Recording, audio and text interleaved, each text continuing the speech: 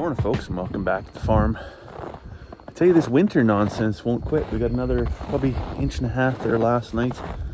It's supposed to warm up today though, but it's minus 15 right now, wind chill of minus 20, so that's pleasant. I'm just gonna head out to the barn, see if we've had any lambs yet. We've been kind of on eggshells the last couple of days because we have approached our first potential lambing date.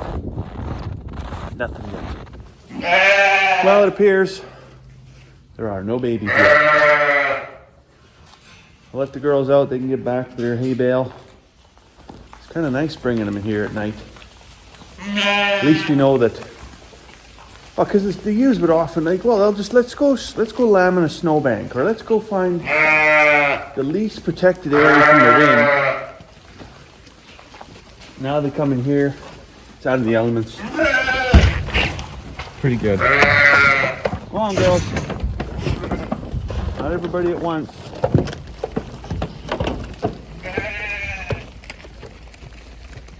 Let the two little cows out too. Come on. Come on, Hamburger.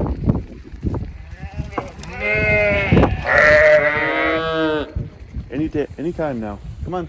Of course, this whole setup of getting up in the middle of the night and checking everybody is going to get messed up right sideways today. About 2 o'clock in the morning, daylight savings times comes, and I mean, do you think the ewes care about that? Do you think the lambs care about that? Not one bit, right? So, but nevertheless, I'm gonna have to adjust the cycle for coming out to do checks. Well, I've had a bit of breakfast. The sheep have had a bit of breakfast, and I'm just taking the chickens a bit of breakfast. And it's cooled off even more. In fact, it's now about minus 20, and the wind shifted out of the west and now coming out of the north. So hopefully it just keeps shifting and does whatever it needs to do to warm up.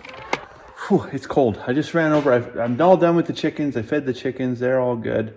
I ran over to check the sheep again one more time, and I checked their molasses lick tank, and they're almost out, so I got to refill it. But the molasses bucket that I've been using, see the handle, from frequent use is pretty much completely disintegrated. So I just wanted to show you what I did last week to another bucket that I use for molasses. So I just took a piece of 1/2-inch PEX water line and made an absolutely indestructible pail handle. Now, I mean, you could, whatever, this could just crack and fall off and who cares, but when you're packing this molasses, this stuff is considerably heavier than water, right? So it cuts into your pinky finger and your index finger, and I've actually, even from carrying these pails because they're so heavy, burst blood vessels in my finger, and that's not a good time. So this is a bit heavier gauge, you know, in terms of it's girthier. I don't know if that's the right word to use or not, if that's PG. Anyways, it's girthier, you know, you get a better grip on it, and the material is considerably more durable because it has no seam, unlike this where it has it, well, you can't really see it, but there's a seam there anyway, right there. You can kind of see the line, right? So that's going to eventually just crack and completely disintegrate, and then I'll have to put one of these on. Now, if you don't have a chunk of 1/2-inch PEX, well, you know, what kind of farmer are you if you don't have an old chunk of 1/2-inch hose or garden hose or something like that? It all works the same, right? So just pop the tab right out of the bucket there, slip it on. Bob will be your mother's brother. So I tell you, I was pretty ticked off the other day. I had the little dog on this side of the gate. He wasn't in the main side of the barn. He was in the front side.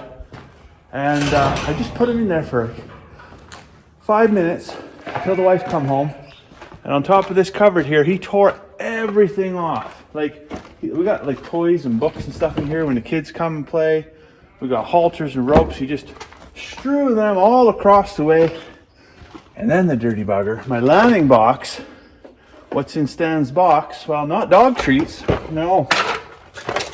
He chewed up all my bloody RFID tags. So I got some in here that, well, you've seen these, right? Going to sheep's ear, chewed the freaking tab right off. So, I mean, these aren't cheap. These are like $5-6 a pop. And lesson learned, the dog is not allowed unattended on the front side of the barn if there's valuable items. Other lesson learned. There's a cupboard here, the doors, for a reason. Put your shit away, Stan. Oh well, a day in the life. Anyways, this morning chores done, and it's a bloody cold, windy day.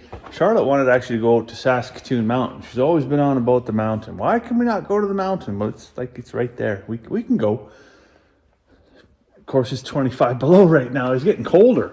So, yeah, probably not going to go to Saskatoon Mountain right now, but we might actually just, well, I'll have a cup of tea, see if I can find a cake or something, a little bit of a treat, and then we'll head out. Maybe go to the Dinosaur Museum at Wembley. That'll be a good time. What is that? What is that? You're checking out the dog's teeth? What noise does he make? Are you going to dig up a dinosaur? What do you think, Finn?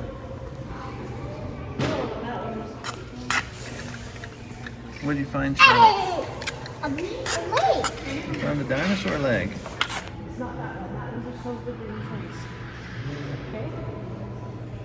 That's a T-Rex.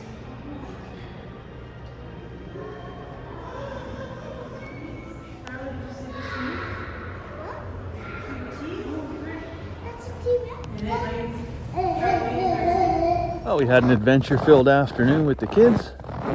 Come home, cooked up some steak, a little bit of cheese bread, and I think it's time to put the sheep to bed here. Hey, sheep. Come on, sheep. Let's go to bed. Yeah, sheep. Come on. Let's go. Come on, guys. Well, I got them all a little bit of a treat. Tuck them in for the night. And begrudgingly, nobody looks ready, but begrudgingly, I'm going to come out at 1 o'clock in the morning. Because if I don't, shenanigans will be afoot. Anyways, on that note, I'll let you go. I hope you have a fantastic evening. I'll see you tomorrow.